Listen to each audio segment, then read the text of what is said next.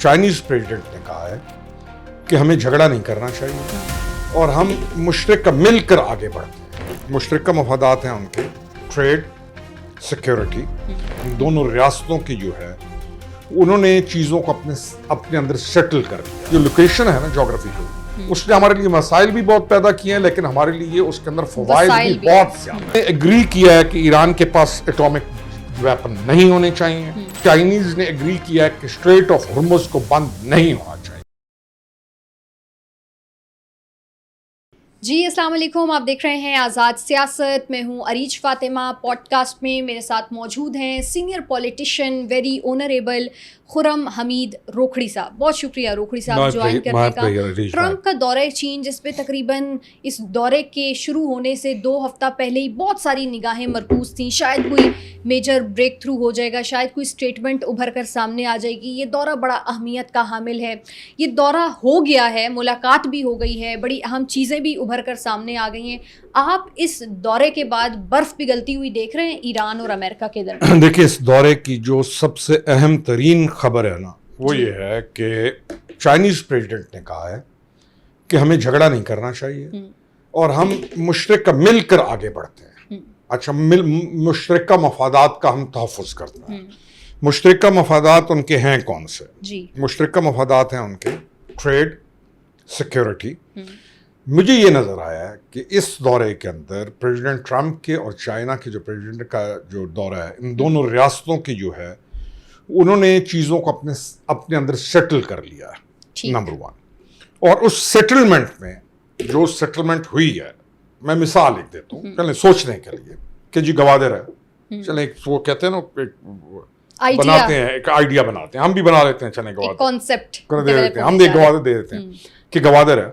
तो गवादर के अंदर चाइनीज, अमेरिकन, पाकिस्तान कहे कि भाई के लड़ते आप दोनों, हमने भी फायदा लेना है, ट्रेड है, दुनिया का बहुत बड़ा रूट है, आप आए। और अमेरिकन, चाइनीज मिल के वहां पे ऑयल इंडस्ट्री, सऊदीज, अच्छा ये चीजें करें। मैं मिसाल एक दिया आपको कि मेरे पास एक मार्केट है, तो मैं कहता हूँ मेरी इस मार्केट के अंदर सारे फायदा लें उसको, तब मुल्क को फायदा होगा। हमारी जो खुशकिस्मती है और हमें मसला भी रहा है, हमारी जो लोकेशन है ना जोग्राफिकल, उसने हमारे लिए मसाइल भी बहुत पैदा किए हैं, लेकिन हमारे लिए उसके अंदर फवाइद भी बहुत ज्यादा है। मेरा ख्याल यह है कि चाइनीज और अमेरिकन ने इस बात पर इत्तफाक कर लिया है कि वो मिलकर चलेंगे, एक दूसरे के मफादात का तहफ़्फ़ुज़ करेंगे।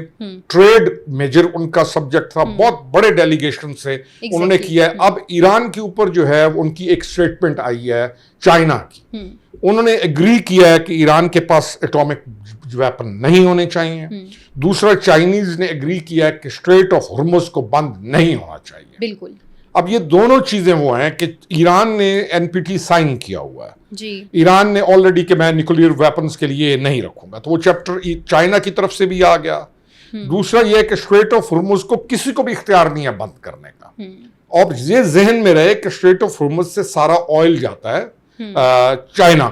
तो मैं अगर थोड़ा सा और आगे जाएं तो हम कहें कि यार ये मामलात अगर ठीक हो जाएं, सेटल हो जाएं, ईरान जो है अपनी इस रवैश से हट जाए, तो ईरान से पाइपलाइन, मैं मिसाल दे रहा हूँ, क्या पता है हमारी मिसाल चल जाए कहीं पे, कि ईरान के अंदर तमाम मामलात जब सेटल हो जाएं और ईरान अपनी आवाम को तरजीह दे तो वह मसाइल को हल कर ले, तो ईरान से कोई पाइपलाइन गुजर के भी चाइना जा सकती है या पाकिस्तान। तो आई थिंक कि ये बहुत अहमियत आने वाले दिनों में आप समझते हैं कि गवादर की अहमियत बहुत ज़्यादा बढ़ सकती है, गवादर की अहमियत बहुत बढ़ जाए। ठीक।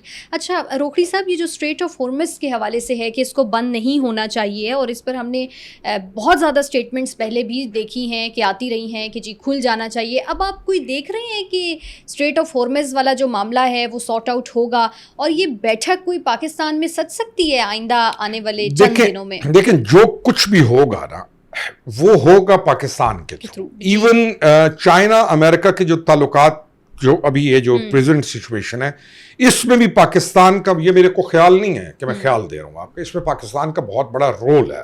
پاکستان نے بہت ساری چیزیں بیٹھ کے دونوں ممالک کے درمیان سیٹل کی ہیں, چائنیز کے اور امریکنز کے, تو رول ڈیفینیٹلی پاکستان کا ہوگا. ٹھیک. اچھا روکڑی صاحب, ایک بہت اہم خبر جو وینسڈے کے بعد سے گردش کرتی رہی, شام کو یہ نیتن یاہو کے دفتر نے اناؤنس کیا کہ جب ایران اور امریکہ کے درمیان جنگ جاری تھی تب نیتن یاہو نے یو اے ای کا ایک خفیہ دورہ کیا تھا. یو اے ای اس کو مسلسل ڈینائی کر رہے, لیکن اسرائیل بضد ہے کہ یہ دورہ ہوا ہے. آپ کیا سمجھتے ہیں کہ واقعتاً اس میں کتنی حقیقت موجود ہوگی؟ دیکھیں, اگر کسی بھی ملک کا سرکاری جو ان کا سسٹم ہے نا, وہ اگر یہ کہتا ہے کہ دورہ ہوا ہے تو آپ اس کو ڈینائی نہیں کر سکتے. بس سمپل از دیٹ.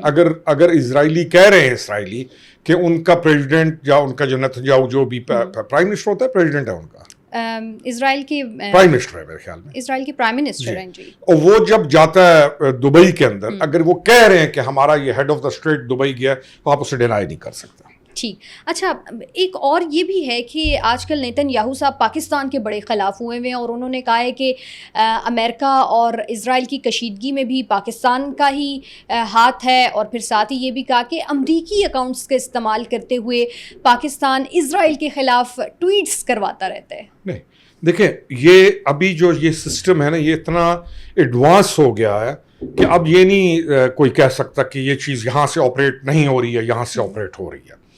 یہی کام انڈیا کرتا رہا ہے پاکستان کے خلاف, یہی کام انڈینز کرتے رہے ہیں دنیا میں دیگر ممالک کے اندر, یہ شیطانی پھیلاتے رہے ہیں. تو نیتن یاہو کیونکہ انڈیا کا بہت بڑا مداح بھی رہا ہے اور انڈیا کو انہوں نے بہت بڑا سپورٹ بھی کیا, اور سلیکون ویلی سے لے کے تمام میں جو یہودی کمپنیاں تھیں انہوں نے انڈینز کو بہت پریفر کیا, اور انڈینز کو بہت, تو انڈیا کو بھگتے, نتن یاہو بھگتے اور انڈیا جانے اور وہ جانے. پاکستان ایسے کاموں کے اندر نہیں ہے اور نہ تھا.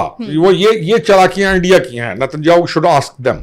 اچھا, یہ جو بھارت کی چالاکی ہیں اس میں ہم یہ دیکھتے ہیں کہ تھوڑا سا بڑے بیچارے سافٹ کارنر دکھا رہے ہیں, یا میں یہ کہوں کہ اب ان کو اپنی حالت اظہار پہ رحم آ رہا ہے. آر ایس ایس کے سیکریٹری جنرل ہیں, ساتھ ہی ساتھ را کے بھی سابق چیف ہیں, اور اسی طرح بھارت کا ایک بڑا مشہور ایک پریس ٹرسٹ آف انڈیا, اس نے بھی یہ کہا ہے کہ پاکستان نہ تو کبھی ٹوٹے گا, پاکستان نہ ہی کبھی بکھرے گا, ہمارے عزائم غلط تھے, لہٰذا ہمیں بات چیت کرنی چاہیے. تو یہ جو مذاکرات کی آوازیں بھارت سے اٹھنا شروع ہو گئی ہیں, اس کے پیچھے آپ کو کیا وجہ نظر آتی ہے؟ دیکھیں, دنیا میں نا دو مضبوط جو ملک ہیں, ایک امریکہ ہے, امریکہ کے بعد نمبر آتا ہے چائنا کا.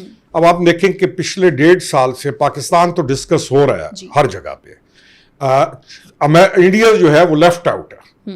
لیفٹ جیسے نہیں ہوتا کہ وہ ایک پلیئر ہوتا ہے وہ جو باہر بیٹھا ہوا ہے جس کی باری آنی ہی نہیں ہے کھیلنے کے لیے. اب امریکہ چائنا چل رہا ہے سارا, امریکہ چائنا, انڈیا کہاں پہ ہے؟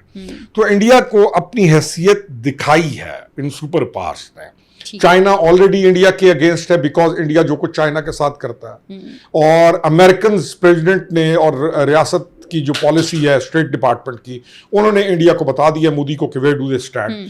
تو اس سارے جو پروسیس کے اندر پاکستان اہم ہے, تو وہ یہ اسٹیٹمنٹس تو ان کی طرف سے آنی چاہیے اور بھی آئیں گی ابھی. اچھا, اور بھی آئیں گی. اچھا روکڑی صاحب, پاکستان میں نئے صوبوں کی بازگشت بہت زیادہ ہے اور بات بھی ہو رہی ہے اور سنجیدہ گفتگو ہو رہی ہے. 4 صوبوں کا نظام ان گورنیبل ہو گیا ہے اور گڈ گورننس اب اس طرح سے ممکن نہیں ہے. آپ تو بارہا کہہ چکے ہیں کہ نئے صوبے آنے چاہیے, گڈ گورننس ہونی چاہیے, تبھی ہو سکے گی. اب اس گفتگو کو یہ جو جاری و ساری ہے, آپ سمجھتے ہیں کہ واقعتاً اس پر سنجیدہ ہوں گے سیاسی؟ دیکھیں, ہم اس کو کہہ رہے ہیں کہ یہ سنجیدہ پوائنٹ آف کورس یہ ہے.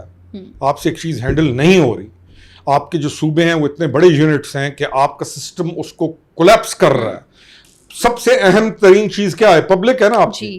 آپ کا جو سسٹم ہے وہ پبلک کی ریلیف ان کے لیے نیچے تک نہیں پہنچ رہا, تو صوبے بنانے میں کیا ایشو ہے؟ کیا مسئلہ کیا ہے بھائی؟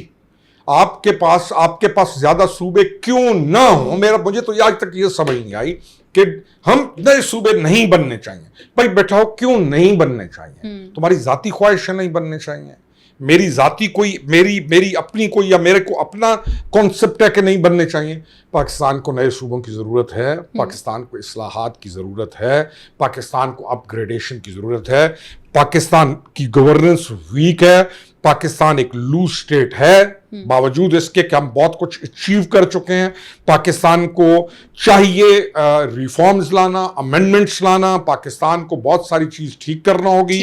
पाकिस्तान का वफाक कमजोर है, पाकिस्तान में नाअहल और नालायक लोगों का सिस्टम ऐसा बन गया है कि वो मकामात पर आ जाते हैं। आप की प्रेफरेंस सारी पाकिस्तान होनी चाहिए, ये तमाम चीजें होनी चाहिए, तब आप आगे दुनिया में सरवाइव कर सकते हैं। अच्छा, 32 डिवीजन्स के हवाले से ये कहा जा रहा है कि 32 डिवीजन्स हैं, बलूचिस्तान को मिलाएं, अगर हम केपी को मिलाएं, पंजाब को मिलाएं, तो ये खबर कितनी दुरुस्त है रोखड़ी साहब कि हर डिवीजन को सूबे का दर्जा दिया जा सकता है?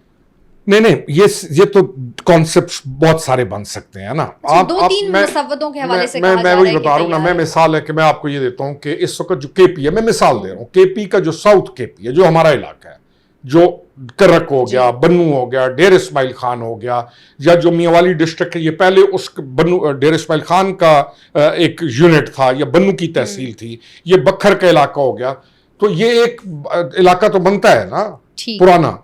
अच्छा, इसी तरह जो परे लैया है, डेरा गाजी खान है, तो तौसा है, वो एक इलाका बनता है, तो यूनिट्स ऑलरेडी बने हुए हैं, कोई इशू नहीं है।